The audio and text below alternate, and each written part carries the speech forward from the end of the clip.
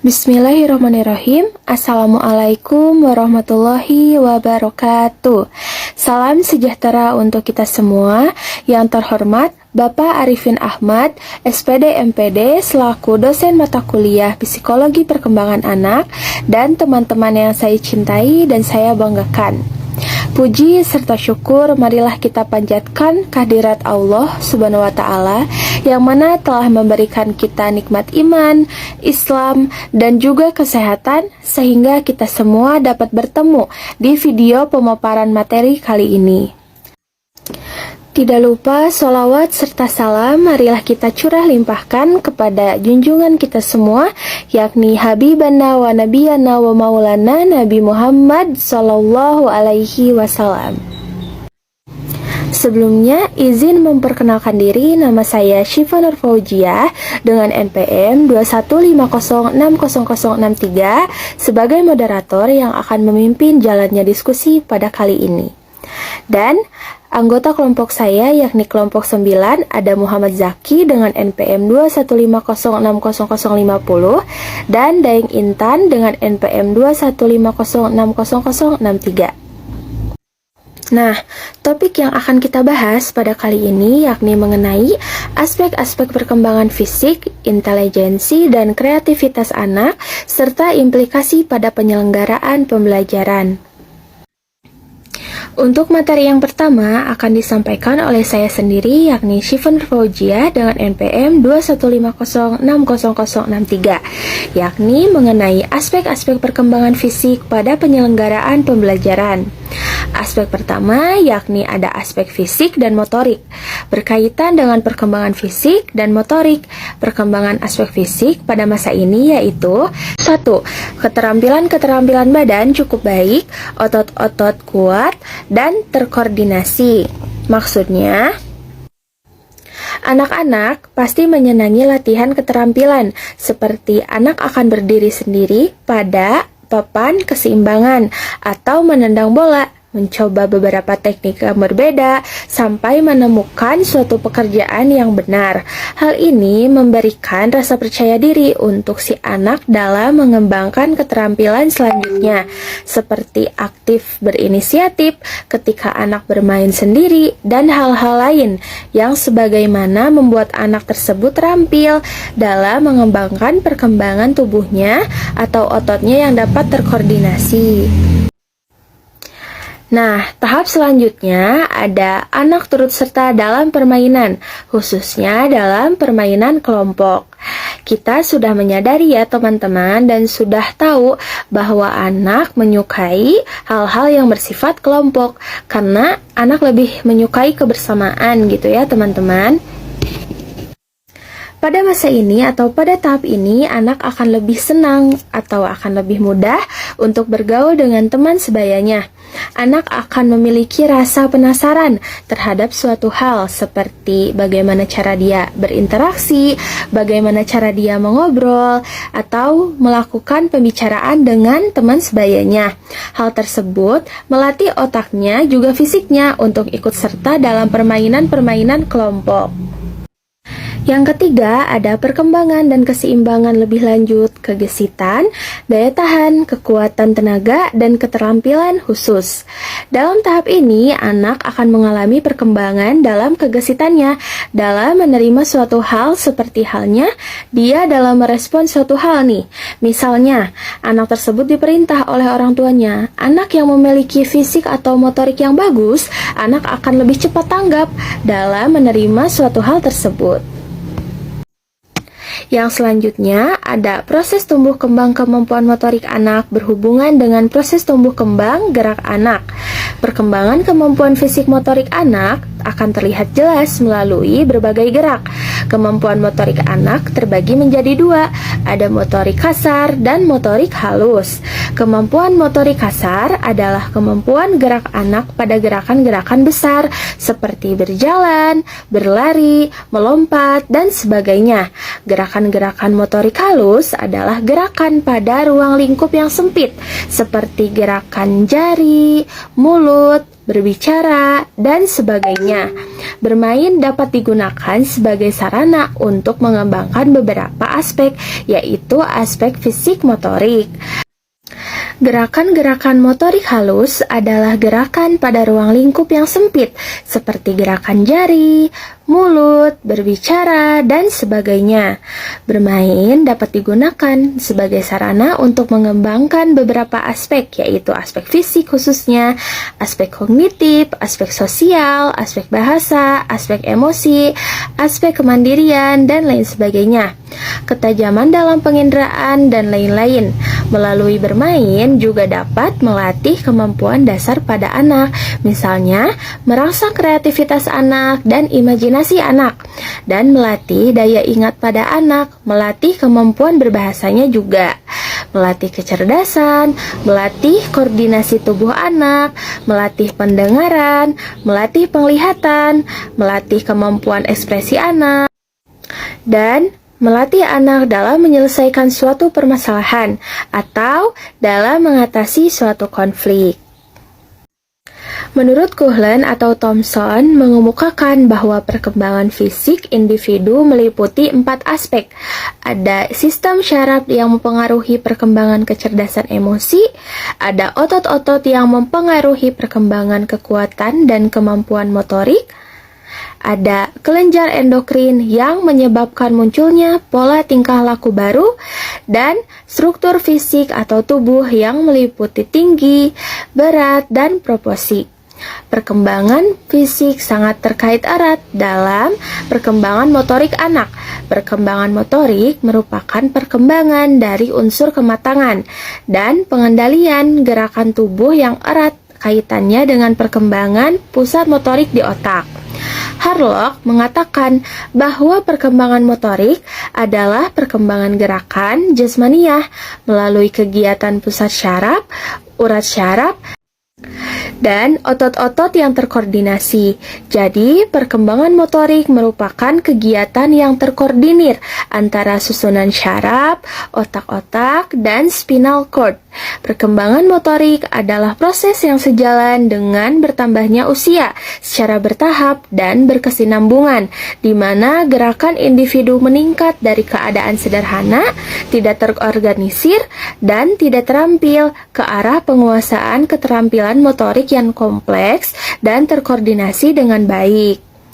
Talon mengemukakan bahwa perkembangan keterampilan motorik anak merupakan hasil dari faktor bawaan atau genetik dan lingkungannya. Meskipun berkembangnya keterampilan motorik ini melalui tahap yang jelas dan dapat diprediksikan, namun faktor biologis atau kematangan sangat mempengaruhi penguasaan anak terhadap kemampuan motorik tersebut. Demikian pula latihan dan pengalaman yang diperoleh oleh anak dari lingkungan juga mempengaruhi pengembangan keterampilan motorik anak.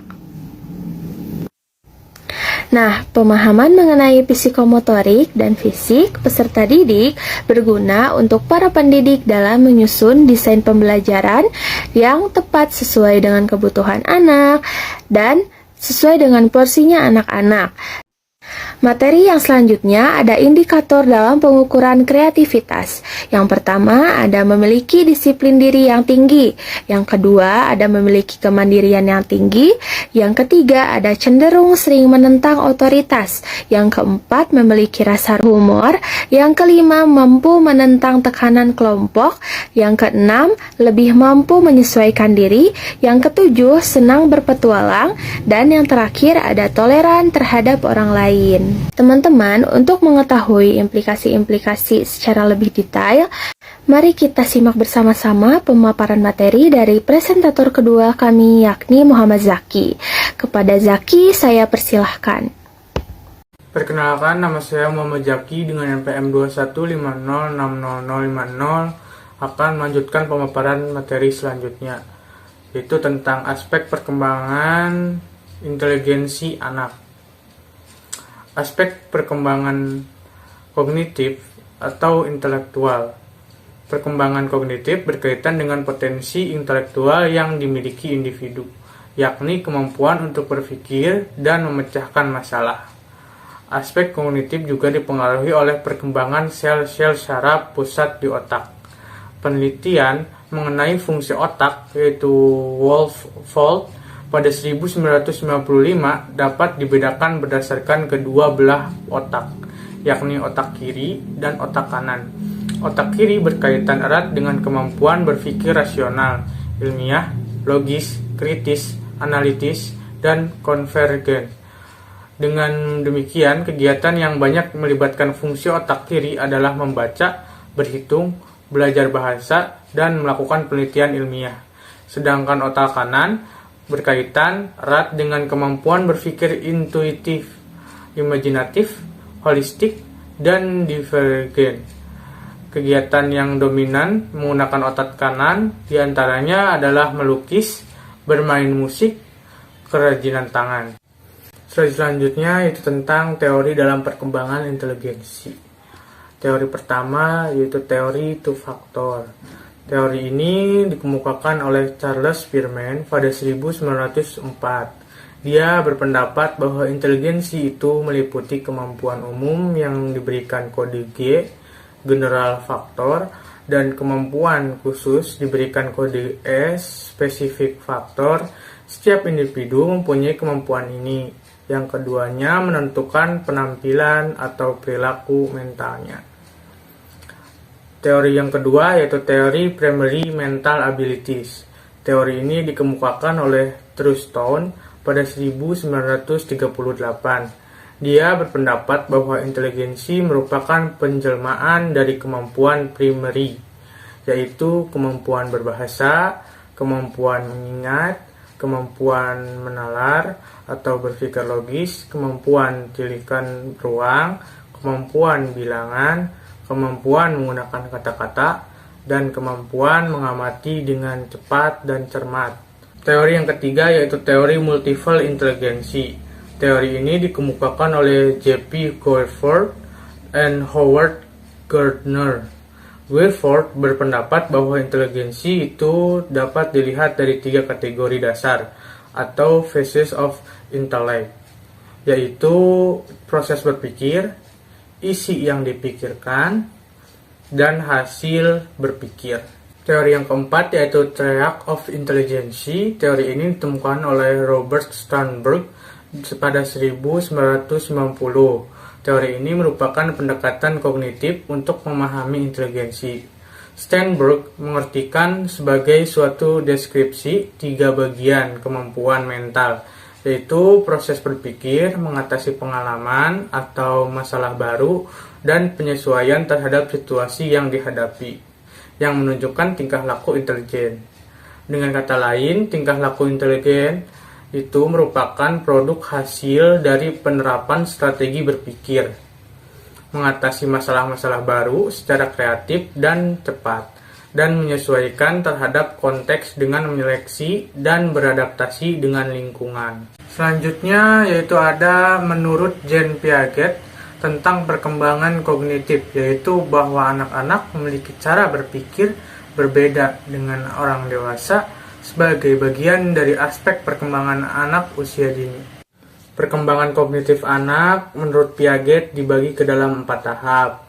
Tahap pertama yaitu tahap sensomotor, dari usia 0 hingga 2 tahun. Tahap ini bayi mengembangkan pemahaman tentang dunia melalui koordinasi pengalaman sensorik, yaitu melihat, mendengar, dan juga dengan tindakan motorik, menggapai dan menyentuh. Misalnya, mainan yang biasanya ada dia lihat, kini tidak terlihat karena disimpan ibunya. Lalu anak aktif mencarinya. Tahap yang kedua yaitu tahap praoperasional, dari usia 2 tahun hingga 7 tahun. Tahap ini anak-anak mempresentasikan dunia dengan kata-kata, gambar-gambar. Ini menunjukkan adanya peningkatan pemikiran simbolik. Secara berpikir, anak pada tingkat ini bersifat tidak sistematis, tidak konsisten, dan tidak berlogis. Tahap yang ketiga yaitu tahap operasional konkret, dari usia 7 tahun hingga 11 tahun. Tahap ini menandai logika pada objek fisik. Di tahap ini, anak juga mulai menunjukkan kemampuan konservasi dalam jumlah luas, volume, orientasi.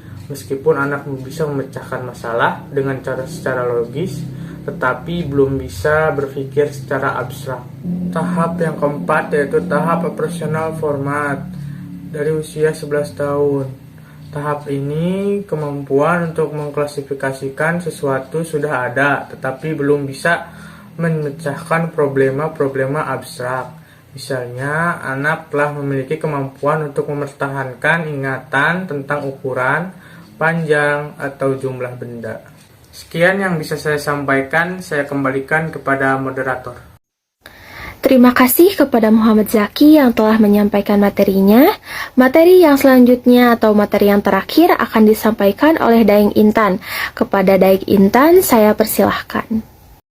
Assalamualaikum warahmatullahi wabarakatuh. Perkenalkan, nama saya Daeng Intan dengan NPM 215060066. Di sini saya akan melanjutkan pemaparan materi dari Zaki tadi tentang implikasi aspek perkembangan fisik dan intelijensi pada anak terhadap penyelenggaraan pembelajaran.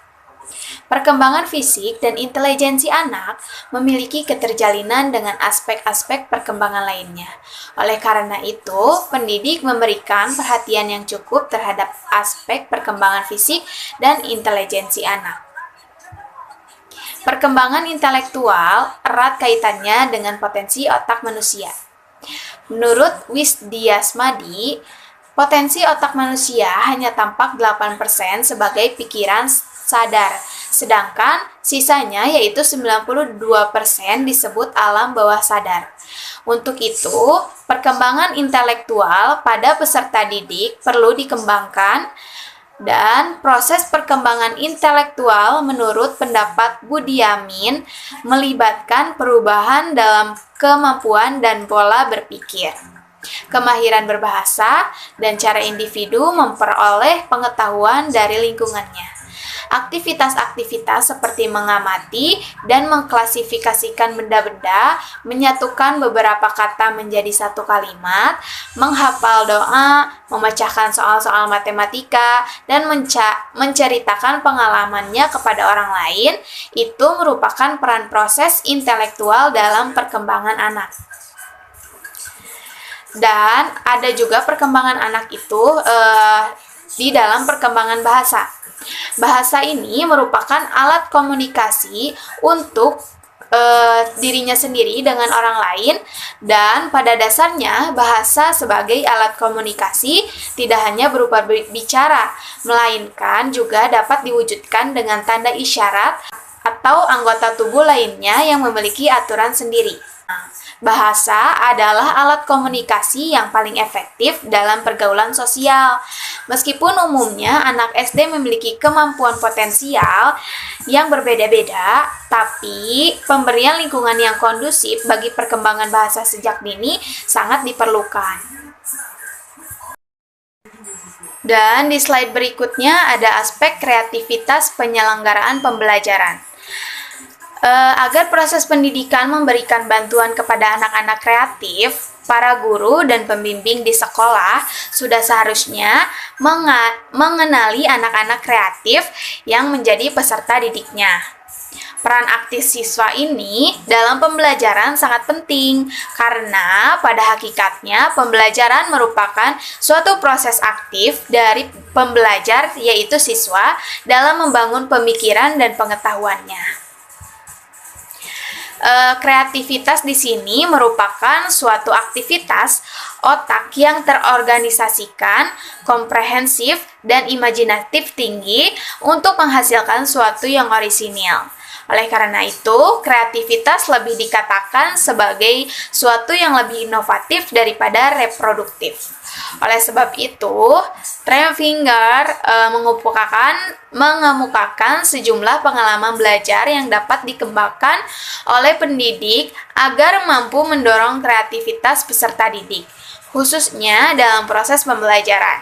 Hal ini antara lain guru diharapkan dapat menyajikan materi pembelajaran, menyiapkan berbagai media, menggunakan pendekatan pembelajaran yang memungkinkan posisi peserta didik sebagai subjek daripada objek pembelajaran. serta mengadakan evaluasi yang tepat sehingga mampu mendukung pengembangan kreativitas peserta didik. Di slide berikutnya ada implikasi yang bisa ditimbulkan. Yang pertama itu ada implikasi bagi penyelenggaraan pendidikan. Bagi anak usia SD, sudah dapat mengontrol berbagai aktivitas mereka, mulai dari segi fisik dan perseptual. Fisik mereka masih dalam perkembangan. Untuk itu, perlunya peningkatan keterampilan fisik dan pemenuhan kebutuhan akan gerak mereka. Begitu pula masih berkembangnya aspek perseptual mereka dengan dirangsang difungsikan secara optimal melalui interaksi dengan lingkungannya. Sehingga perlu adanya perhatian oleh seorang pendidik untuk lebih memberikan kesempatan atau kebebasan bagi anak melakukan aktivitas fisik dan perseptualnya. Para pendidik membutuhkan cara pengajaran yang lebih terbuka, langsung memberikan kesempatan anak berperan mengoptimalkan perkembangan fisiknya dan perseptualnya.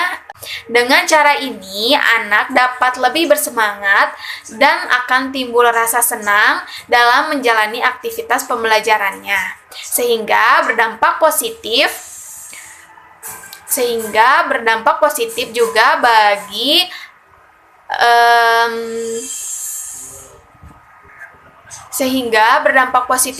bagi perkembangan mereka. Cara pembelajaran yang diharapkan dengan program pengajaran yang fleksibel dan tidak kaku serta membedakan perbedaan individu lainnya. Tidak monoton dan verbalistik yang diberi banyak variasi atau terdapat eksperimen, praktek, observasi, dan lain-lain. Dan menggunakan berbagai media sehingga anak dapat berperan aktif secara mental dan perseptualnya. Diharapkan dengan cara ini, anak lebih dapat berkembang, aktif, dan membantu timbulnya suasana yang menyenangkan selama proses belajar, karena anak lebih butuh banyak aktivitas yang membantu perkembangan mereka. Dan yang kedua, ada implikasi bagi penyelenggaraan pendidikan olahraga. Penyelenggaraan pendidikan olahraga dapat membantu perkembangan fisik dan perseptual anak juga. Pendidikan olahraga di sekolah dasar perlu adanya pemilihan jenis-jenis olahraga yang tepat bagi mereka sesuai dengan tahap perkembangannya. Anak yang masih duduk di bangku sekolah dasar akan lebih senang beraktivitas dengan gerakan olahraga yang masih sederhana.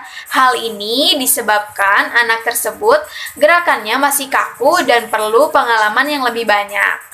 Pendidikan olahraga di sekolah dasar harus diolah dengan sistem permainan otot dan motorik, karena anak masih senang dengan aktivitas permainan.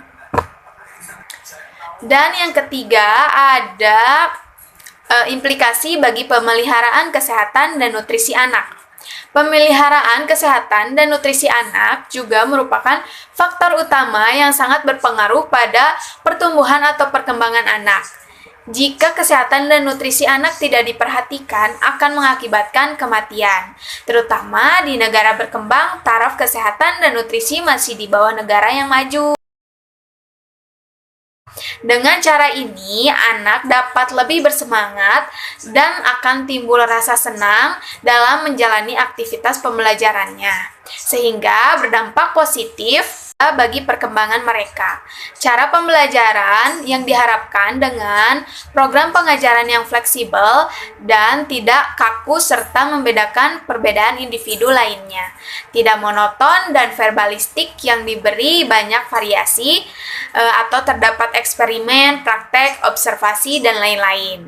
Dan menggunakan berbagai media sehingga anak dapat berperan aktif secara mental dan perseptualnya. Diharapkan dengan cara ini, anak lebih dapat berkembang, aktif, dan membantu timbulnya suasana yang menyenangkan selama proses belajar, karena anak lebih butuh banyak aktivitas yang membantu perkembangan mereka. Dan yang kedua, ada implikasi bagi penyelenggaraan pendidikan olahraga. Penyelenggaraan pendidikan olahraga dapat membantu perkembangan fisik dan perseptual anak juga. Pendidikan olahraga di sekolah dasar perlu adanya pemilihan jenis-jenis olahraga yang tepat bagi mereka sesuai dengan tahap perkembangannya. Anak yang masih duduk di bangku sekolah dasar akan lebih senang beraktivitas dengan gerakan olahraga yang masih sederhana. Hal ini disebabkan anak tersebut gerakannya masih kaku dan perlu pengalaman yang lebih banyak.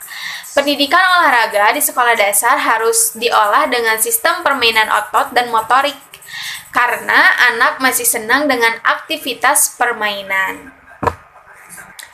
Dan yang ketiga ada implikasi bagi pemeliharaan kesehatan dan nutrisi anak. Pemeliharaan kesehatan dan nutrisi anak juga merupakan faktor utama yang sangat berpengaruh pada pertumbuhan atau perkembangan anak. Jika kesehatan dan nutrisi anak tidak diperhatikan, akan mengakibatkan kematian. Terutama di negara berkembang, taraf kesehatan dan nutrisi masih di bawah negara yang maju.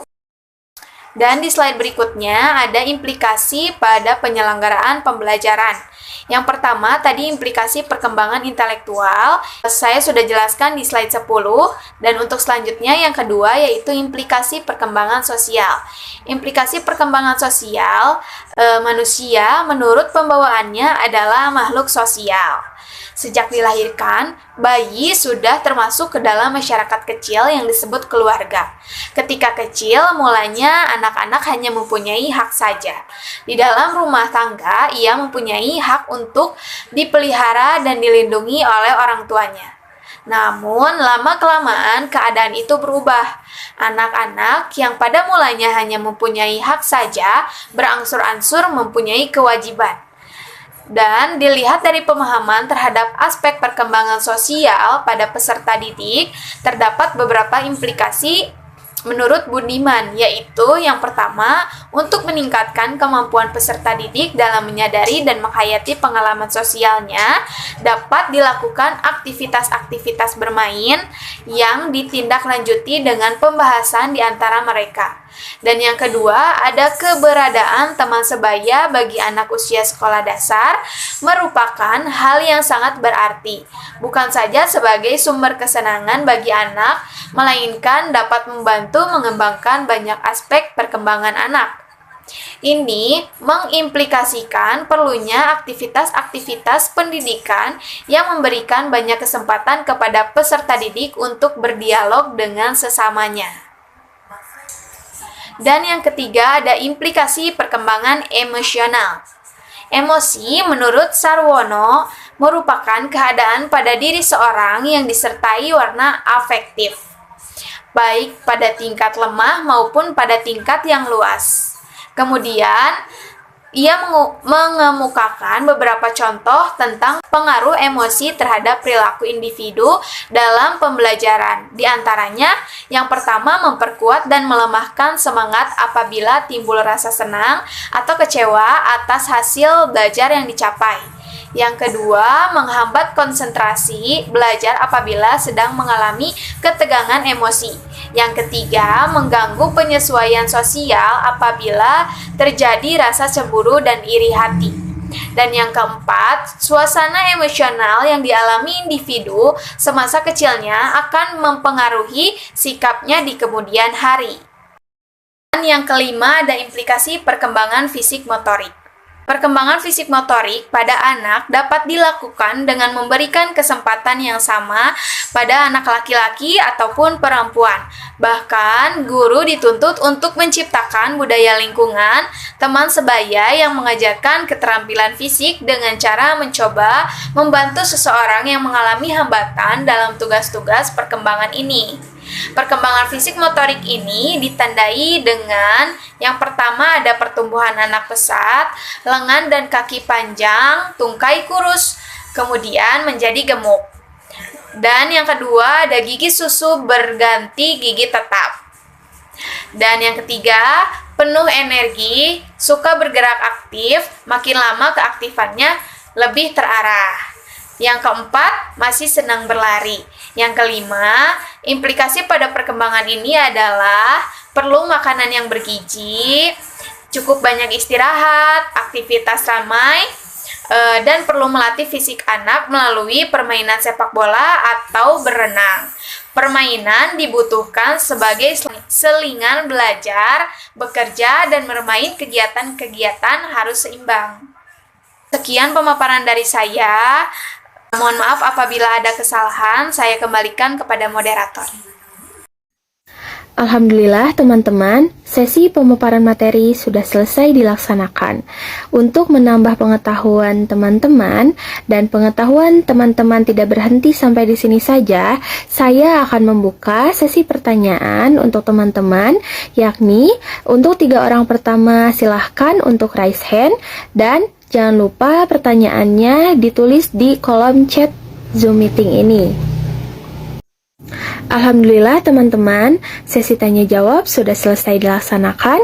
Untuk menutup diskusi pada kali ini, saya akan menyimpulkan materi yang sudah disampaikan tadi, yakni ada banyak sekali aspek-aspek perkembangan yang sangat berpengaruh terhadap penyelenggara pendidikan dan pembelajaran, yakni perkembangan intelektual, bakat, minat, fisik, motorik, sosial, emosional, moral, dan sifat-sifat kepribadian dari peserta didik tersebut.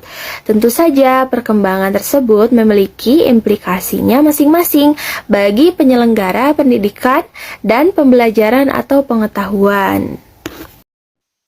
Demikian pemaparan materi yang dapat kelompok saya sampaikan.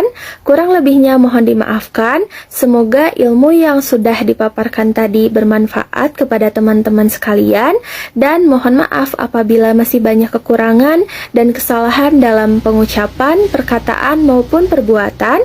Akhirul kalam, wabillahi taufiq wal hidayah. Wassalamualaikum warahmatullahi wabarakatuh.